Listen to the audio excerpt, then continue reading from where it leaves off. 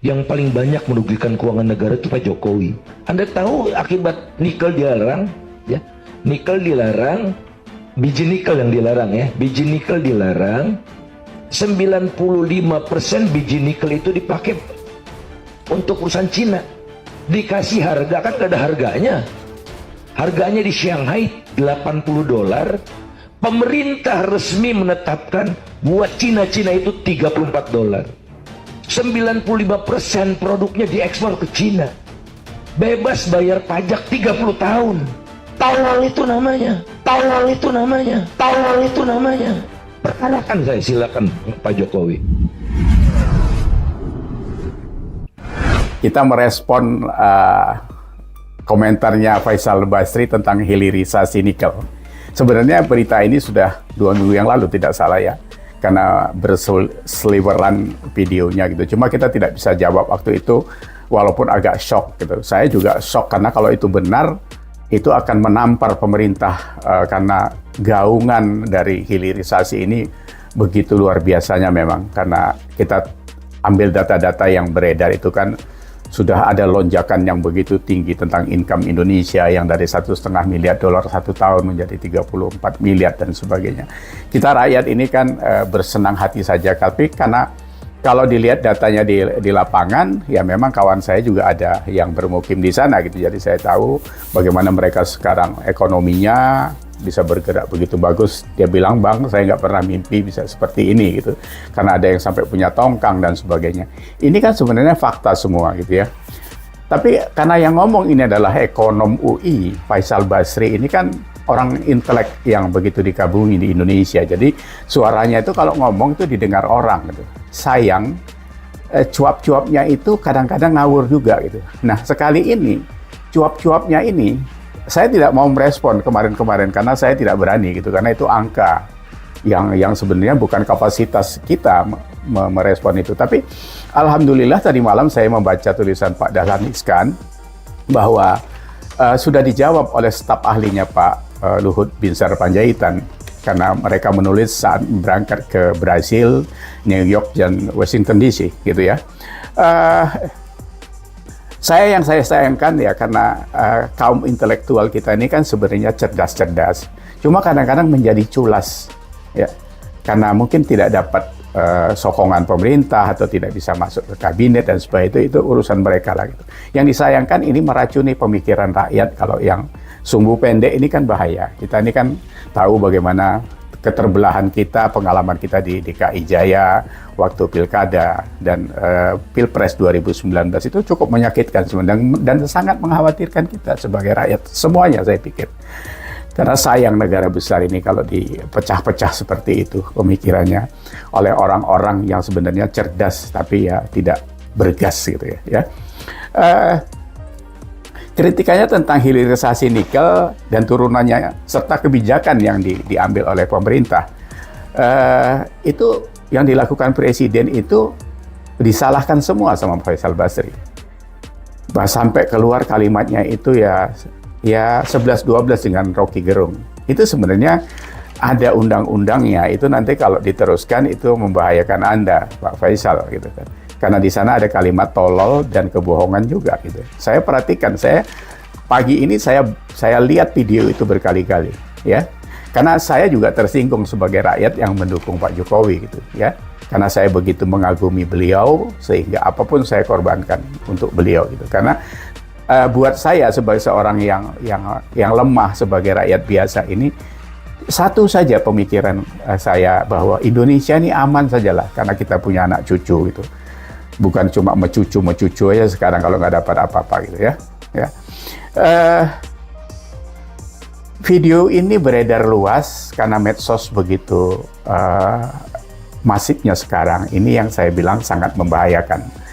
Karena ini bisa dimanfaatkan oleh orang-orang yang tidak suka kepada pemerintah, yang berpikirnya cuma untuk kepentingan pribadinya saja gitu. Harusnya Pak Faisal Basri tidak seperti itu. Karena Anda orang yang berpendidikan, ya, orang yang cukup dikenal di Indonesia ya. Sekarang sudah ada jawaban itu dan itu dijawab dengan luar biasa dari tulisan Pak Dahlan yang lengkap itu. Jadi yang jawab itu staf ahlinya Pak Luhut Binsar Panjaitan yang saya katakan tadi, Saudara Septian Haryo Seto. Terima kasih Saudara Septian sudah memberi pencerahan kepada kami tentang masalah itu. Yang ditulis begitu lugasnya.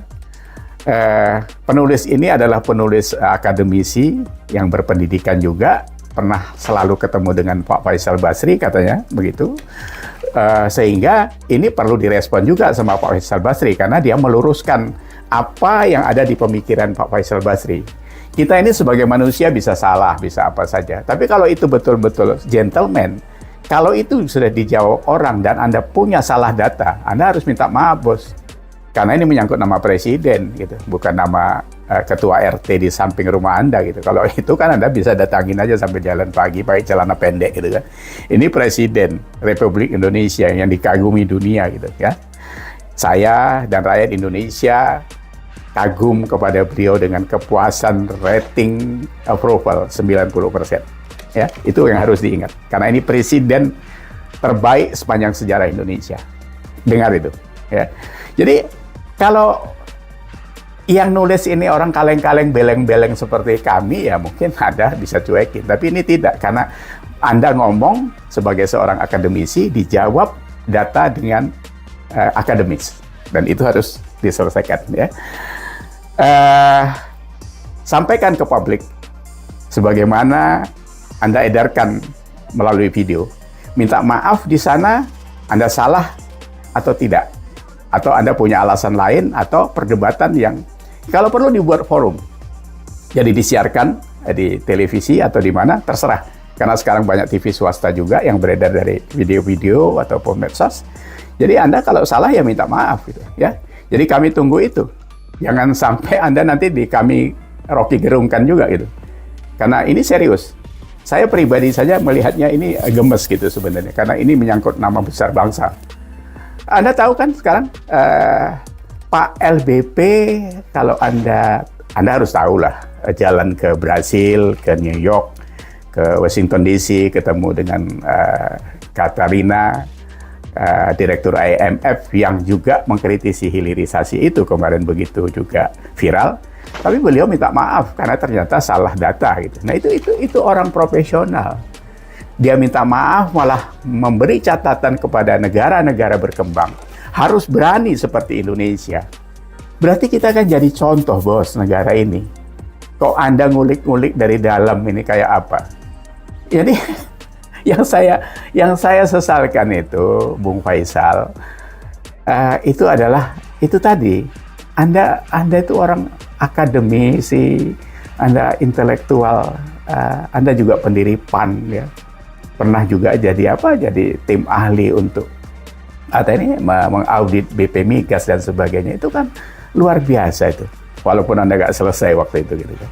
Anda juga pernah mengapresiasi Pak Jokowi tahun 2015 awal pada saat beliau baru menjadi presiden, bahwa ada 4 kerjaan besar yang sudah dilakukan Pak Jokowi, yaitu efisiensi dengan pembubaran Petral, itu semua kita tahu karena 5-6 triliun dalam 1 tahun itu bisa diboroskan, memperkuat posisi maritim, itu kan strategis semua.